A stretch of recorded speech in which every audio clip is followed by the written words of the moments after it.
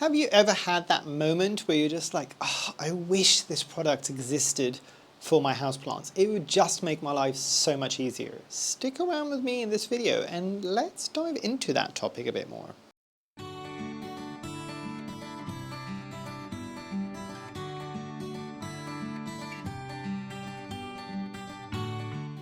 Hi, my name is Memo, this is my channel, Houseplantygoodness, and essentially it's a place where I like to geek out about my big passion. You might be able to see some of it behind me, it's tropical houseplants. So today's video is going to be a bit different. It's going to be very, very different. I'm going to be adding some images here in just a second, and I want to talk you through some ideas that I've kind of had in terms of cool products that could exist for us, like within the houseplant hobby, but don't yet, or don't quite exist in a specific format, and that will all make sense. So have you ever had that moment where you're just like, oh, I wish this existed because it would just make my life so much easier? Because we do get a lot of really kind of innovative and cool products that come out all the time for houseplants. And at least in my experience, sometimes you purchase them with kind of like all the hope in the world that it would solve all of these problems, and it kind of does it, but it kind of does it in a halfway way, if that makes sense. So these are, I'm just going to put these out there. I do not hold any IP for these. If somebody wants to take these, and hint, nudge, nudge, and maybe kind of come up with these and put them out on the market, possibly people might be interested. Let people know down below which ones of some of these might be your favorites. And also, if you want to share some products that you wish existed, down below in the comments, please do. Obviously, there is a risk that if you give an idea away, somebody might create it, but that's a different story altogether. But at the same time, if you give your idea away, somebody might create it and you might get it. If you don't want to create that idea yourself, then, you know, like, put it out in the ether. You never know. You never know. So yes, so let's dive into, and again, I've got my trusty iPad here because I've kind of listed them down. I even got AI to create some images. Granted, these images are meant to be like photorealistic. Some of these are questionable. That's not how I would necessarily have it in my head, but it gives you a better understanding of kind of what I'm talking about. So without further ado, let's dive into the first one. So the first one would be something like a self-pruning planter. So you have a planter, you can get your plant in, some form of maybe like robotic arms or something like that that can cut, and maybe there's some lasers so they can kind of see, or not lasers, but some way that they can kind of recognize what is happening. Obviously with AI moving at the rate, the speed that it's growing at the moment, some of these more kind of technologically advanced ways of doing things might be interested. Granted, I know this isn't going to be for the people that want to potter around with their plants and they want to care for them and it's self-care. I get it, I am one of you as well. But for the average person that maybe has a few house plants and doesn't want to deal with them all the time, this might be a good option, something like this. Even for the people that, like me or like you, that do some of this plant care for self-care, there are usually, depending on how big your collection is, there's maybe usually a handful of plants that you're just like, I don't care about these enough, and they don't give me that kind of like self-care that I need because it feels like a drudgery for me having to care for them. Yes, there is then the concept of, do you kind of purge some of the plants? Do you give some of these away instead of keeping them? But a lot of us, unfortunately, we just end up keeping them and just like it's another thing that it's just like, yes, I need to do this as well. So this might be a good option for those. So a way that this could work quite like an extra step for this would be whether or not those robotic arms could remove those kind of crispy leaves, possibly some caterpillars, and then maybe put them in two separate containers. One, if they could recognize that there's an issue, maybe put it in its own container and that can just get either put in the bin or composted depending on what's wrong with it. Or the things that is just like regular kind of dying leaf matter could be put into another small container that could potentially move towards becoming its own fertilizer. So kind of composting. But so yes, that is one. And the second one, there are versions of this out there, but I don't know, I haven't experienced them. I've seen some of these come up on Kickstarter, and this is a smart soil analyzing kind of app and device. So, as I said, some of these do exist in some format. I don't know whether or not they're particularly good, but I would want one that would do everything. I would want it to kind of like, you'd put it into the soil or the growing media, especially if they can do this to work with semi-hydro. Even if you can put some of it in the growing media, some of it in the water reservoir, and it can feed back on your phone things that are interesting. So things like soil moisture, pH, nutrients, temperature. So I think there's some things out in the market that do one or two of these things. I think I've seen some soil moisture ones. I think that's one that everybody's kind of worried about. Maybe some that might do pH, but nothing that does everything. And I would want this to do everything. I would even go a step forward to just kind of say, because obviously this will help with underwatering, overwatering, nutrient deficiencies, all of these things, and possibly kind of hint at unsuitable conditions. So for instance, we always think in the winter, like, are my plants getting too cold? But very few of us are thinking, is the soil of my plants getting really cold, which is the more risky thing. So it's things like that. Or maybe in the summer, is it getting too hot? So it's things like that. But I would want this app to kind of feed back and take off some of that guesswork, because a lot of the stuff that I'm seeing at the moment, they're just going, this is what the moisture levels are. This is what the pH is. This is this. But you then need to be able to make that connection to what you need to do. And I think these types of things, I don't think they're just for beginners. I think certain people, if you're getting a very specific plant and you're worried about it, something like this gives you a tiny bit of peace of mind. But the bit that I don't see a lot of these devices or apps doing just yet, I don't think this is far from happening, is to give you personalized recommendations based on it as a holistic view, not just the moisture, not just the pH, but everything together, to just kind of go, you maybe need to adjust your watering to this. You maybe need to give this a bit more fertilizer that has X, and maybe give you some suggestions of some fertilizers or things like that, or maybe the frequency and all of these things. Or do you maybe move this closer to a radiator, further away from the window? Things like that. I think this could be a game changer if done right. So this is an example, like what I said in the beginning, of something that kind of exists but isn't getting me all the way there. This would it would definitely tick all the boxes that I need it to tick. So this exists, the next thing exists in a form. So a living moss wall kind of panel kit. So I say this exists in some form. So you can buy moss wall panels that are either dry and you don't have to do anything with them. For the people that want them to be living, you can kind of make them yourself. And there are kits so you can make them yourselves.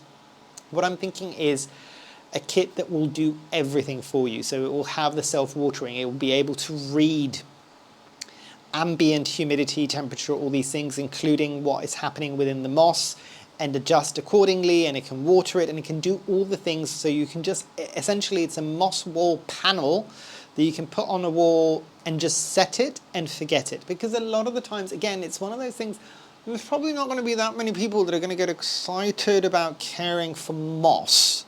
However, you might get excited about having something like a moss wall, but you don't want to do all that extra work that you need to do to keep it happy and kind of growing in the way that it needs to be growing. Something that's an all-in-one solution that will do all of that would be very, very, very cool.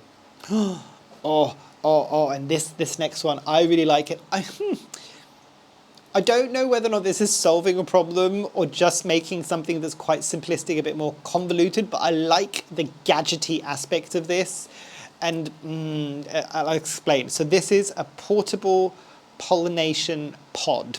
So obviously this is more going to be for your kind of anthurium pollinations, for the people that want to pollinate their anthuriums, possibly some of their other aroids if they've attempted to do this.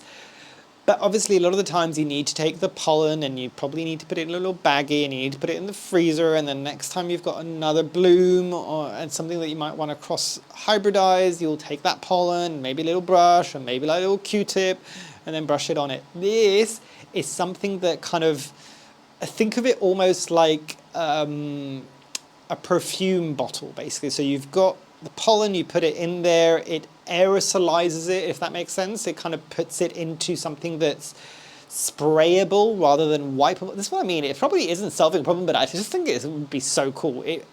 You could live your best pollinator life there at that point, because you can just go around all of the blooms that you want to pollinate, and I don't know, it just feels or like something that might be wind pollinated, something like corn. If I'm not mistaken, corn is wind pollinated. But yeah, very, very cool. I don't know whether or not it's necessary, but it would be so cool to have something like this, because you're just like, what are you doing? I'm just pollinating my plants. Squid, squid, squid, squid.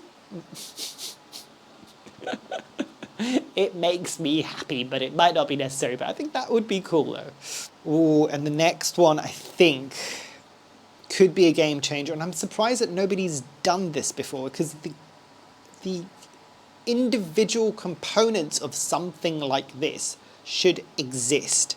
So an adaptive root cooling or heating planter. And I mentioned this a moment ago about kind of like being aware of the temperature around the roots and the soil mass or growing media of your plant, because that can be as important as kind of paying attention to what the temperature might be in and around outside of your plant's kind of growing pot.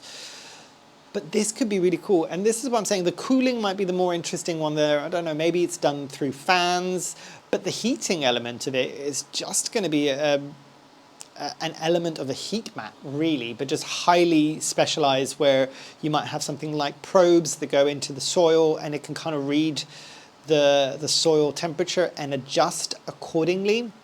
Because again, and I think this is the thing that a lot of us sometimes forget, maybe not all the time, but a lot of our plants that are growing from tropical regions or even subtropical regions, the temperature fluctuation as a whole on like what people experience in those regions isn't that large. And I think, I might be wrong with this, please, I hope I don't get too much hate for this. I think Jamaica kind of falls within that, and I was having a conversation with a Jamaican friend of mine, and I'm just like, oh, like I'm assuming it gets really, really hot in the summer, and they were just like, about 30 to 35 degrees Celsius, and I'm just like, oh, okay, or 32 to 35 degrees Celsius, something like that, I think.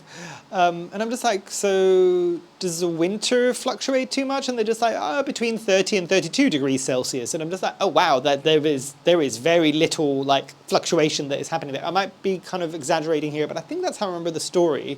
And if you are from Jamaica and I'm talking rubbish, I do apologize. And if you feel like it, correct me down below and tell me what it's really like. But there isn't that much fluctuation, which would also mean that your plant's soil doesn't fluctuate that much. And to a certain point, if plants are in the ground, the soil temperature doesn't change too drastically in relation to what is happening above the soil level, because obviously like it kind of maintains some of that heat down there. But you still get fluctuations, especially if something's in a pot. The pot is exposed more to that external temperature that you might have. So something like here, for instance, or even your home, if you're not spending an awful lot of money heating it in the winter, you might be getting significant drops in the soil temperature, or possibly in the summer if it gets too hot, again like this space, again potentially like your house if you don't have like aircon running or anything like that.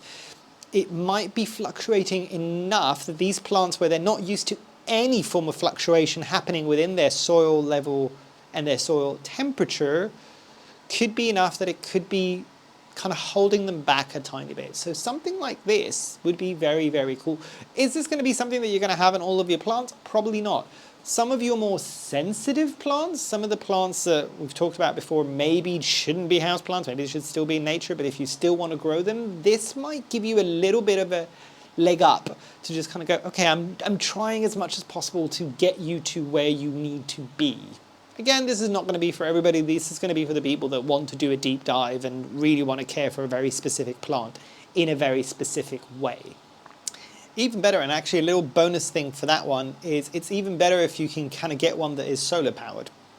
I know that's kind of going to be asking a lot, but if it is solar powered, then you're not even using any form of energy really. You can just kind of put it close to a window and it should run on solar at that point, which is very cool.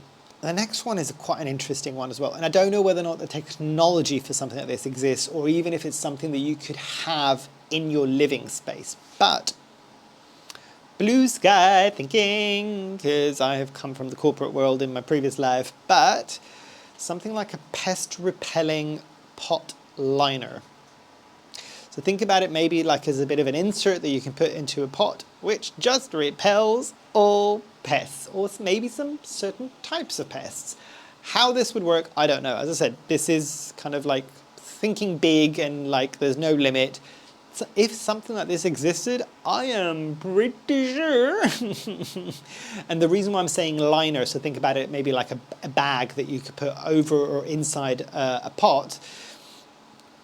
How many people would purchase this? How many? Like to the point that it basically makes that entire plant pot and possibly that zone around that plant not pest friendly. How many would buy this? How many? Just how many of us would buy this and just not have to think about it and just and you obviously this is going to be a consumable, so at some point it's going to lose its efficiency and you're going to need to replace it. But I mean, we do that sometimes. If you've got like predatory insects, they can only go for like X amount of weeks or months and then you need to replace them. This would be a similar kind of thing. This probably wouldn't be natural, I guess, but potentially if there is something that would deter all pests. So if something stinks of, and this is where it gets a bit tricky because it would need to be a pest repellent liner for pots, but ideally something that you could have in your growing space without causing you or your own breathing any issues, and something that probably doesn't stink like a skunk is living in your space, because yeah, the pests don't want to come anywhere near it, but you don't want to go anywhere near it either. So as I said, you can kind of start thinking of all the things that could go wrong with something like this or why it shouldn't work. But for the optimist out there, if there is a way to do this, this I think would be really, really, really, really, really cool. And the next one is something that kind of exists a bit, and you can get versions of this. And I'm hoping that the AI image that I've got is a bit more on the aesthetically pleasing side of things, because this is something that does exist in some form or another, but usually I think it's more for kind of animal habitats, and if that makes sense. So if you've got amphibians, or if you've got reptiles, or if you've got insects, it's predominantly aimed at that. So they tend to be a bit more utilitarian rather than visually pleasing. So a tropical rainforest simulator. So think terrarium-esque thing, but maybe with misters, and that's what I mean. It's something like this exists, but it's just usually if you can find it, ridiculously expensive. And also it just looks a bit like a very traditional fish tank kind of a thing. So something a bit more visually pleasing, but this could be really, really cool as long as it's cheap. And I know the closest thing to this that people came to for a long period of time, which didn't work perfectly, was a BioOrb Air. And I had one of those, and I had my own issues with that as well. And I mean, even that was really, really expensive. It was much more visually pleasing. And I think it's because of that. I liked having that in my space. But the reality of this is, depending on the type of plants that you're going to put into this, if it's something massive, then you can get something really cool and impressive in there. Or if it's something usually quite small, like usually these things tend to be, you're not, like you're buying something that's maybe 2, 3, 4, 5, 6, 7, 800 pounds to put about 50 pounds worth of plants in it. Do you see the issue there? So I think that's part of the reason why some of the stuff that exists at the moment tends to be more for pets or the animal side of things. Because if you've got a pet, you're probably more likely to spend that extra bit of money that's needed for those kind of highly technological enclosures to keep that pet happy. I don't know, is this any of this making any sense? It's that kind of like, why would I spend nearly quadruple digits to put 40, 50 pounds worth of plants in it? Do you see what I mean? Especially if they're smaller. If they're bigger, fine. But they're usually, the bigger they are, the more expensive they get as well. So you're still having that same kind of issue there. But something like that would be very, very cool. Hopefully that I've explained that okay, if that makes sense. And I think this one for me is the one that I'm really hoping we might see come up soon. And this is kind of similar to what we were looking at earlier on, which was, which one was it? The Smart Soil Analyzer. But this is something that would do everything. So AI powered, I would imagine it would have to be Plant Whisperer. So this would be everything. The other one was just for soil. This would be everything. So maybe this would be a probe that would go in the soil. This would maybe something that clips onto the plant. But something like a small device that pulls back information onto something like your phone, and the AI interprets some of that information to tell you exactly what you need to be doing at any given time on that plant. You need to be fertilizing now. You need to water me now. You need to kind of raise the temperature now. Like, do you see what I mean? Like, it becomes more gamified, I think, at that point, where you're kind of looking at that to kind of go, this is exactly what this needs at this particular moment in time to get it happy. I think it'd be very cool as well, like if you could kind of go for something like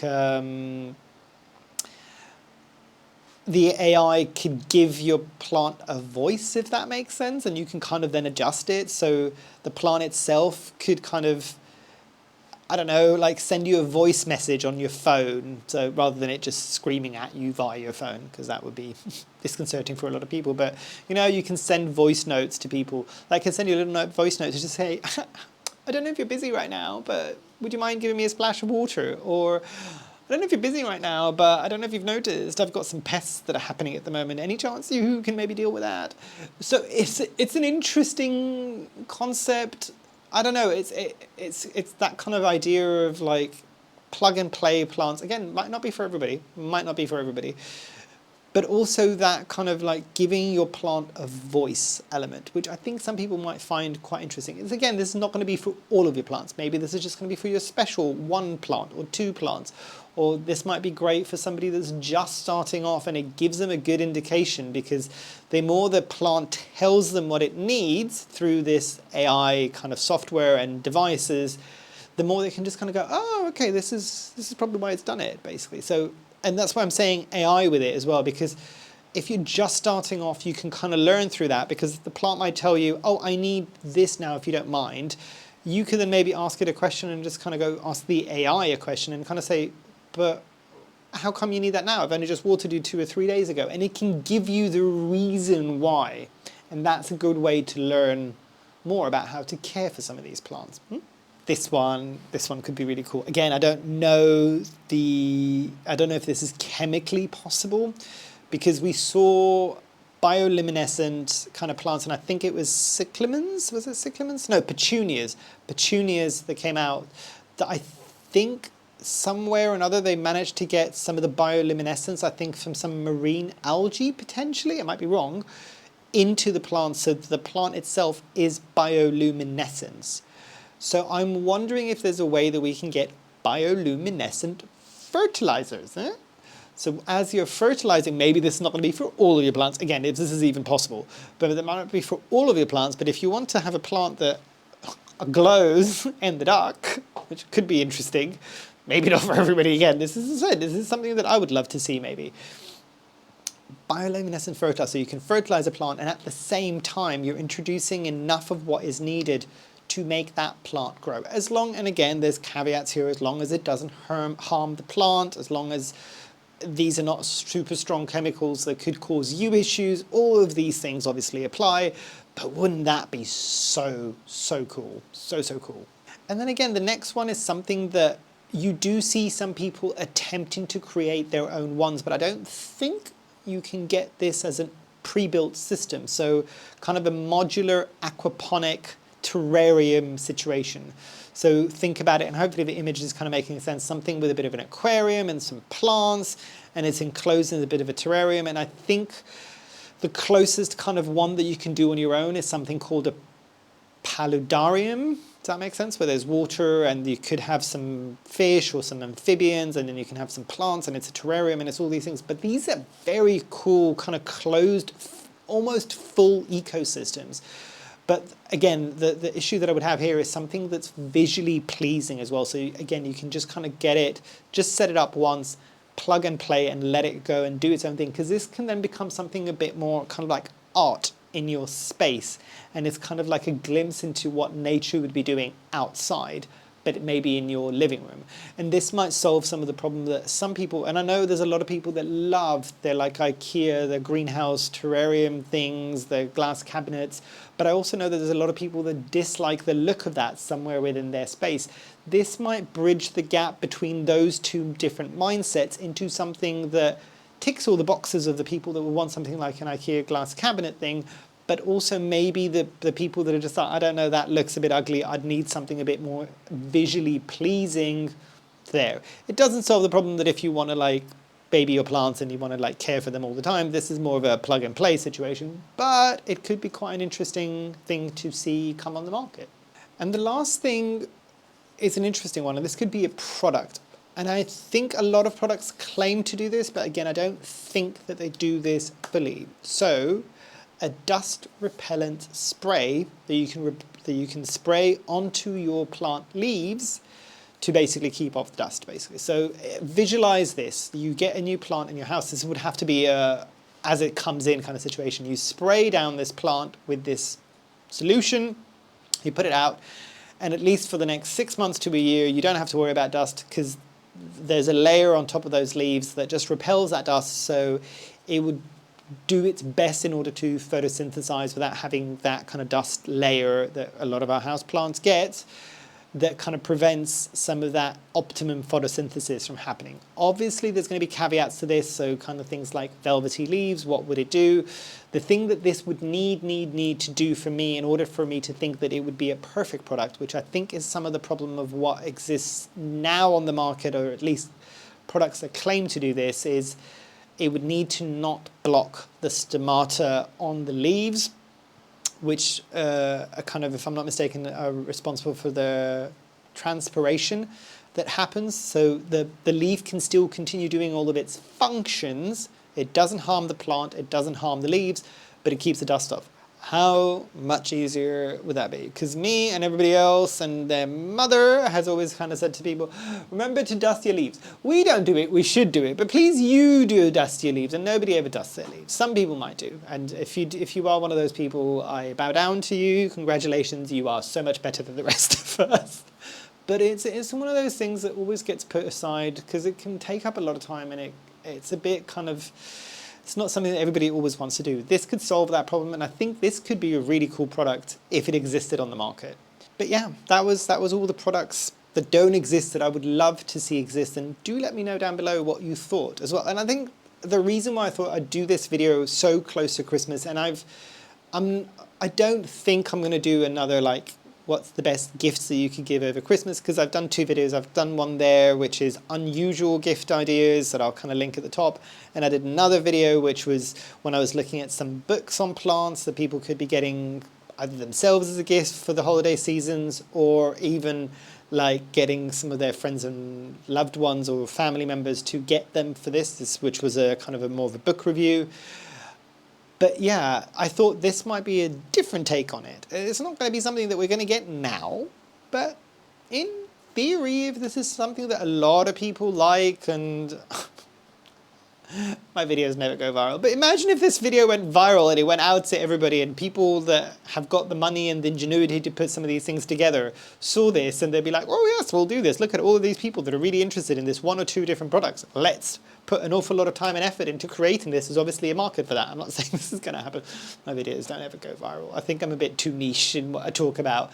But imagine something like this, if we're putting it out into the ether, and eventually it might come true, and it might be something that we see on the market soon. That's why I'm just like, let's just take a moment. It's something that I feel like as adults we kind of lose a bit from when we were kids, where a kid's entire world is their imagination in the beginning. They're kind of playing around and they're playing pretend and all of these things and using their imaginations a lot of times. I don't think we have a lot of space for ourselves as adults to do that on a regular basis. So the occasional kind of escapist moment of kind of just sitting there going, oh, wouldn't that be really, really cool? And like really think about it and overthink about it, and like how would this work, and like all of these things. But I love it, love it, love it, love it. Hopefully I haven't bored you to death. Hopefully you've enjoyed this. But yes, I shall let you enjoy the rest of your day. Hopefully you've enjoyed. Hopefully I shall see you here soon. And I truly, truly hope that you have a great rest of your day. Thanks.